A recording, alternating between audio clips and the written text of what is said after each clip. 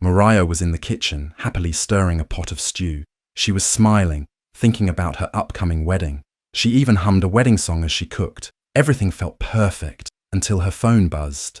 Curious, she wiped her hands and picked it up. When she opened her banking app, her heart dropped. Her account showed that 3,200,000 naira was gone, completely gone. She blinked hard, hoping it was a mistake, but it wasn't. In shock, she rushed to the living room where her fiancé, Kwame, was sitting calmly. Her voice was shaking as she asked him about the money, but instead of looking surprised or sorry, Kwame just gave her a cold smile. "I had to make things right with her," he said calmly. Mariah didn't understand at first, but when she looked into his eyes, it hit her. He was talking about his ex. He had taken all her savings and used it for another woman. The same man who had promised to marry her, build a life with her, and protect her, had just destroyed her trust in a single moment. And then, without saying another word, Kwame picked up his keys and walked out the door. He didn't explain further. He didn't apologize. He just left. Mariah stood there frozen. The room felt silent, the stew still bubbling on the stove, but her world had stopped. Her dreams of a wedding, a future, and a happy life were crushed in seconds. She didn't cry immediately. Her mind was trying to understand what just happened. How could someone she loved and trusted steal from her, use her own money to go back to a woman he had left behind? Her hands trembled as she sat down, staring at the door he had just closed behind him. Mariah had worked hard for that money. Every naira in her account had come from sleepless nights, sacrifice and hope, and now it was gone, not by accident, not by fraud, but by someone she thought was her future husband. In that moment, Mariah didn't just lose money. She lost her peace, her plans, and her belief in love. Her heart felt empty, her body felt weak, and her soul, it felt like it had been slapped awake, because love had blinded her, but her bank app had opened her eyes. Mariah sat on her bed, staring at the wall. The pot of stew she had been cooking was still on the stove, cold now. She didn't cry that first day. Her heart was too heavy, too shocked. She just sat there frozen, trying to understand how the man she loved could do this to her. She didn't eat for 3 days, not because there wasn't food, but because she had no appetite, no strength, no will. Her body was there, but her mind was lost somewhere between pain and confusion. Her landlord, who hardly ever spoke more than a few words to her, knocked on her door on the second day. When he saw her face, he didn't ask for rent. He simply nodded and walked away. Even he could see something was deeply wrong. Mariah thought about all the times her friends and neighbors had warned her. They had told her to be careful. They had said, "A man who hides his phone is hiding a life," but she had waved them off. She had believed in Kwame, trusted him like family. She thought love meant loyalty. She thought he was different, special, the one. Now, all she had were the bank alerts, the empty account, and the truth. Her dreams of a wedding, a home, and a happy future were gone, just like that. Her bridal dress was still hanging in her wardrobe, untouched.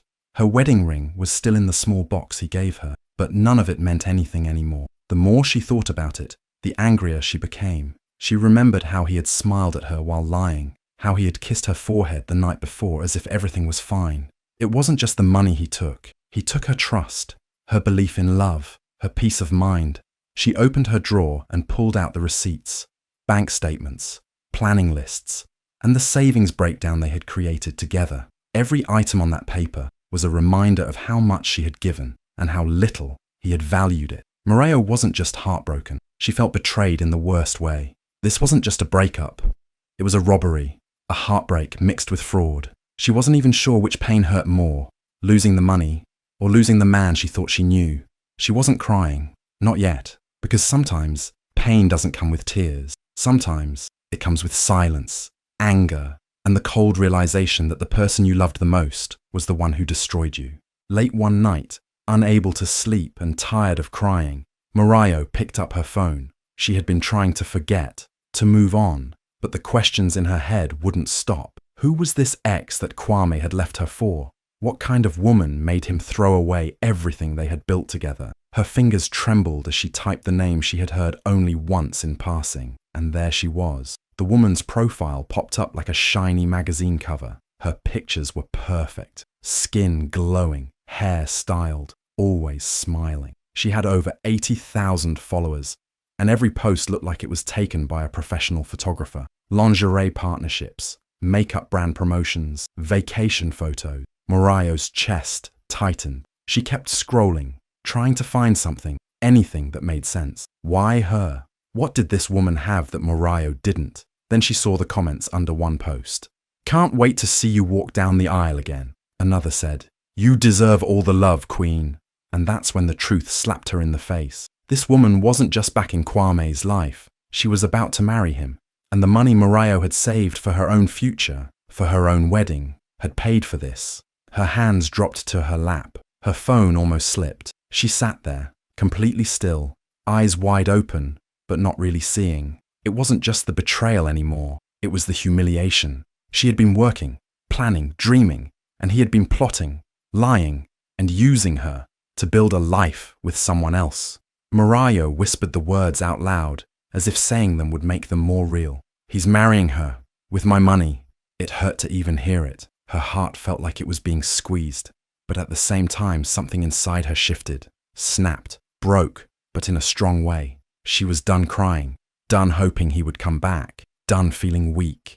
She looked at the woman's perfect pictures again, but this time her eyes weren't filled with pain. They were focused, cold, calculating. She didn't want him back. She didn't want to fight for him. She wanted something else now. She wanted to take back her power. That night, Mariah stopped being the heartbroken fiancé. She became something else, something stronger. She knew she had to move smart, quiet, but the fire in her chest was real. She had given too much to just walk away empty. If they thought they could steal her future and live happily ever after, they were about to learn something new, because the same woman they used and betrayed was the same woman who was now planning their biggest lesson. And this time, no one would see it coming. Mariah was no longer the same woman who cried herself to sleep. After finding out that her fiancé used her money to marry his ex, something inside her changed. She didn't want to scream or beg or even fight. No, what she wanted was deeper. She wanted them to feel the way she did, helpless, lost, broken, not just for a moment, but in a way they would never forget. She didn't want to hurt them quickly. She wanted the pain to last. So she started thinking, not about love, but about payback. Quiet, smart payback.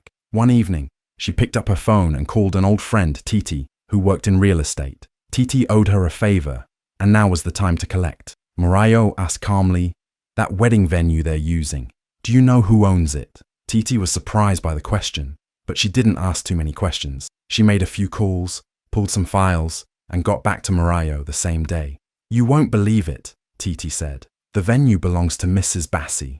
Remember her? The woman you helped years ago when she was trying to escape her abusive husband." Mariah remembered. Mrs. Bassi had shown up at her office one day, shaking and afraid. Her husband had locked her out with nothing but her bag. Mariah didn't know her, but she helped anyway, found her a place to stay, helped her get a lawyer, and even gave her money for food and transport. It had been years, and she hadn't heard from her since. Now, somehow, the universe was giving her this moment. Titi asked, "What do you want me to do? Should I talk to the venue owner?" Mariah replied slowly, almost whispering, "I want you to ask her a question. Does she want revenge or redemption?" Later that evening, Mariah got a call. It was Mrs. Bassi. Her voice was older now, calmer, but still carried the strength of a woman who had survived pain. She said, "You helped me when I had nothing. I never forgot. Now it's my turn." And just like that, the plan started taking shape. Mariah didn't have to yell or fight. She was going to move in silence. The wedding venue, the one her ex and his bride were bragging about online, was about to become their worst nightmare. Not because Mariah was cruel, but because she knew the best kind of revenge is the one that looks like justice. They took her money. They took her dream. Now she was going to take something from them that couldn't be bought or replaced: their peace, their pride, and the one perfect day they thought they had secured. And the best part, they wouldn't even see it coming. The wedding day finally came. It was sunny, and everything looked perfect from the outside. The couple arrived in a long white limousine, waving like celebrities. Kwame wore a fancy suit, and his new bride was in a sparkling gown. Photographers followed them around, clicking pictures for Instagram. Guests clapped. Influencers streamed it live. Everyone thought it was going to be the wedding of the year, but they had no idea what was about to happen. Inside her car, parked just a few feet away from the venue, Mariah sat calmly. She wore sunglasses and held a cold drink in her hand. She wasn't bitter anymore. She was just waiting. She had already spoken to the venue owner days before. Everything had been arranged. The owner had promised to do exactly as planned. Now it was time to watch it unfold. Just as the couple walked towards the hall, music playing softly in the background, the venue manager came out. He looked serious. He cleared his throat and called for their attention. The guests turned to him, confused. He looked at Kwame and said, "I'm sorry, there's been a mistake. You can't use this place today. Your booking has been cancelled." At first, everyone thought it was a joke. Some people laughed nervously, but the manager didn't laugh. He repeated, "This venue is not available for your wedding anymore. You have to leave immediately." The music stopped. The live videos froze. Phones were lowered. The bride's face turned pale. Kwame blinked fast like he was trying to wake up from a bad dream. People started whispering, asking questions. What's going on? Why can't they use the hall? Who cancelled it? Kwame tried to argue, pulling out his phone, but it was no use. The manager refused to let them in. The gate was already locked again. The bride's makeup started melting under the sun. Her hands shook. Guests began to look for shade. Some even started to leave. From inside her car, Mariah took a sip of her juice and smiled to herself. This was the moment. She had planned everything so carefully, not to ruin their lives, but to make them feel the kind of pain she felt: humiliation, shock, loss of control. She didn't need to scream or expose anything online. She just watched, quietly, peacefully, watching the man who stole from her stand, helpless with his so-called dream bride, while the world watched them fall apart before the wedding even started. As she rolled up her car window, she whispered, "Now smile for the real moment." And with that, she drove off, leaving behind chaos, confusion, and a wedding that never was. After the wedding venue disaster, Kwame tried to act like nothing had happened. He quickly gathered his bride and drove her to what he promised would be their new home, a house he had just bought. He spoke with excitement, trying to brush off the embarrassment from earlier, but his mind was far from calm. He was hoping this new house would help make everything feel normal again. But as they pulled up to the property, something was different. The house didn't look the same. There was a new gate, fresh locks on the doors, and the whole place seemed to have been reset. Kwame frowned, confused. What was going on? He stepped out of the car with his bride, trying to act like it was nothing. They walked to the front door, expecting to walk in like they owned the place. But when Kwame pulled out the keys, they didn't work. The locks had been changed. His bride stared at him, confused. "What's going on, Kwame?" she asked, looking at him like he was hiding something. That's when Kwame started to panic. He tried every key he had, but nothing worked. Then, out of nowhere, a letter slipped under the door. Kwame bent down to pick it up, his heart racing. He opened it, and his face drained of all color as he read the words. It was a deed for the house, but this time, the owner's name wasn't his. It was Mariah's name. Mariah had done the impossible. She had bought the house right from under him, using a legal clause he had completely forgotten about. She didn't even need to be there herself. With the help of her lawyer, she had taken control of the property in a way that Kwame never saw coming. And now, the house wasn't his anymore. It was hers. His bride stood there, her mouth open in shock. "You lied about everything," she whispered. The words hit Kwame like a punch to the gut. The dream he had painted for himself and his new wife, of luxury, of success, was crumbling before his eyes. He looked down at the letter again, as if it would somehow change, but it didn't. Without saying anything more, Kwame collapsed onto the stairs. His hands trembled as he stared at the ground, the weight of his actions finally hitting him. There were no keys, no house, and no plan left. Everything he had built had fallen apart. His lies, his manipulation, all of it had been exposed. The life he promised his new wife was gone, and there was no going back. His bride didn't know what to say. She had followed him into this mess, believing his lies. Now, she was left standing in front of a house that wasn't even theirs.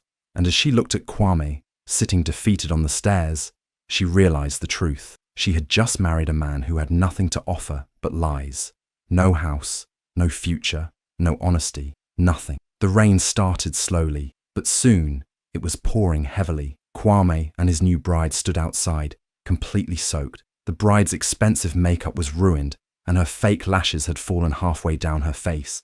They both looked like a mess. The perfect wedding they had dreamed of had turned into a nightmare. With nowhere else to go, Kwame tried calling hotels, but every time he tried to pay, his cards were declined. One by one, the payments failed. The bride was getting angry. "What's going on?" she shouted. Kwame couldn't explain it. He didn't know that Mariah had already frozen all the accounts. She had blocked every way he could access the money he stole from her. The hotels wouldn't let them stay. No money, no room. The rain kept falling, and they had no umbrella, no car, nothing. Finally, out of shame and desperation, Kwame called his cousin. The cousin wasn't happy, but he agreed to let them stay the night. When they got there, it was even worse than expected. A tiny room, a broken fan, one thin mattress on the floor, no space, no comfort, no peace. The bride looked around in shock. This wasn't the life she was promised. This wasn't the dream wedding night she had imagined. Her dress was wet and stuck to her skin, and there was nowhere to even hang it. She sat on the mattress, looking completely defeated. Then she turned to Kwame, her voice cold. "This is your future, my love." She said the words slowly, making sure they hit hard. And they did. Kwame sat quietly, staring at the wall. His mind was racing. Everything had gone wrong. He had lost the house, the money, and now even the respect of his new wife. For the first time, Kwame truly understood what he had done. He had betrayed someone who trusted him. He had burned a bridge that he was still standing on, and now there was no way to cross back. The night felt long and painful. The fan made loud clicking noises, but gave no cool air. Mosquitoes buzzed around. The room was hot, sticky, and uncomfortable. His bride didn't speak to him again. She just lay there, facing the wall, tears in her eyes. Kwame knew that he had destroyed everything good in his life. He wasn't just homeless on his wedding night. He was broken, lost, and filled with regret.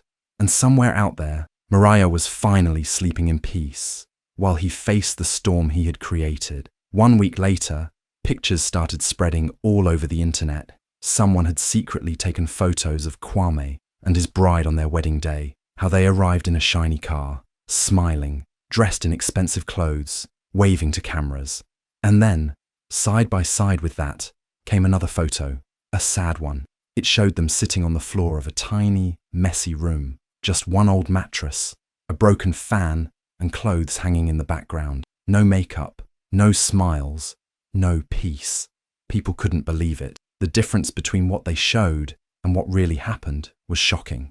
Within hours, the pictures were everywhere. Instagram, Twitter, Facebook, everybody was talking. The caption on the viral post read, "From luxury dreams to reality check, karma is real." And then someone added another twist. They mentioned Mariah's name. They explained how this woman was the one who had once been engaged to Kwame, how he stole her savings, how he used her money to build a fake dream with someone else, how she never fought him in court. She never shouted or cried online. She didn't write any long post or give any interview. She just disappeared quietly. Until now. Mariah's name started trending. Everyone wanted to hear her side of the story. Reporters sent her emails.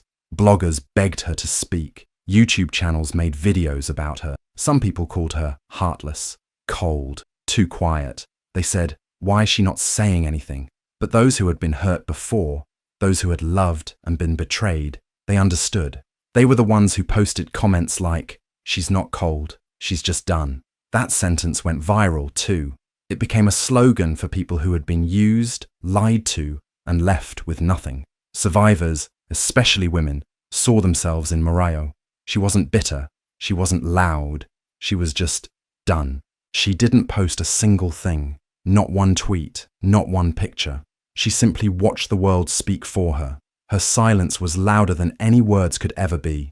Even people who didn't know her started respecting her strength. They admired how she handled it all, how she fought back without screaming, how she got justice without going to court, how she showed the world that you don't need to argue to win. And Kwame, well, he couldn't show his face anymore. Everywhere he went, people whispered. His new bride deleted her account. They became the internet's lesson on betrayal and karma. But Mariah, she didn't say a word. And still, the world listened. Mariah's life slowly went back to normal. She didn't want to talk about the past anymore. Instead, she focused on something that made her happy, opening a boutique for bridal gowns. But these weren't just any gowns. They were for women who were starting over, just like she had. She wanted to help others feel beautiful again, to feel like they deserved love and happiness after a tough chapter. She didn't boast about her success. No interview, no social media posts about her accomplishments. It wasn't about showing off. It was about peace. She ran her business quietly, letting the dresses speak for themselves. Word spread, and women who had been through difficult relationships or hard times came to her shop to find something that symbolized their new beginning. And that was enough for Mariah. She didn't need to prove anything to anyone, but life had a surprise in store. One day, as she was finishing up her work, she saw someone standing at the door of her shop. It was Kwame. He was wearing old, worn-out shoes, and his face looked tired, like he had been carrying a heavy burden for a long time. He walked up to her, his voice shaky. "Mariah, I messed up. Please, I don't know what to do. I need help." At first, Mariah felt the familiar rush of anger rise within her. She wanted to yell, to tell him how much he hurt her, but then she took a deep breath. She didn't need to scream. She didn't need to cry. She had moved on, and she was at peace. Without saying a word, she reached into her drawer and pulled out a brochure. It was for a therapy center. She handed it to him without hesitation. "Start there," she said quietly. Kwame looked down at the paper in his hands, confused at first. But then he understood. It wasn't forgiveness that he needed from Mariah. It was a way to fix himself. She had moved on, and it wasn't about revenge anymore. It wasn't about getting even. It was about him finding the help he so desperately needed. Mariah didn't need closure from him. She had already found hers. She wasn't interested in the past anymore. She was focused on helping women rebuild their lives, not tearing down someone else's. Kwame stood there speechless as she walked away, leaving him to face his own demons. And for Mariah, that was the end of it. She had found peace. She had found her purpose. And she had learned the hard way that sometimes letting go of the past is the only way to move forward. Mariah never wore the wedding dress she once dreamed of. She never walked down the aisle with a man waiting at the end. Years ago, that would have broken her. But now it didn't matter, because what she found was something even more powerful than marriage. She found freedom. She didn't wake up every day thinking about revenge or pain anymore. Those feelings were gone. What stayed was peace. The kind that comes when you finally let go of people who tried to destroy you. No man had control over her heart or her mind again. She didn't need anyone to complete her. She was whole on her own. She didn't need validation from love stories or fairy tales or rings. Her worth wasn't tied to a partner or a promise. She knew who she was now, strong, smart, and free. She stopped posting about her life. She didn't need likes or comments to feel seen. She had already done something amazing. She had rebuilt herself. People remembered her as the woman who once stirred stew with love in her heart, preparing for a wedding that never happened. But now, she cooked for herself. She sat at her table, alone but happy, feeding her body with food and her soul with peace. There was no sadness in her silence, only strength. She smiled more now, not because everything was perfect, but because she had survived. She had walked through fire and come out stronger. She didn't plan for this kind of ending, but it was exactly what she needed. A life on her own terms. Mariah didn't just survive heartbreak, she rose above it. And though the world didn't see all her battles, the ones who had been through similar pain knew. She didn't need a man to win. She didn't need a wedding to feel chosen. She had chosen herself, and that was more than enough. If this story touched you, don't scroll without sharing. Someone out there needs this reminder. You can rise after betrayal. You can choose peace over pain. You don't need revenge to win. Healing is louder. Tag a queen who forgot her worth. Comment freedom if you felt this. And follow for more real stories that empower.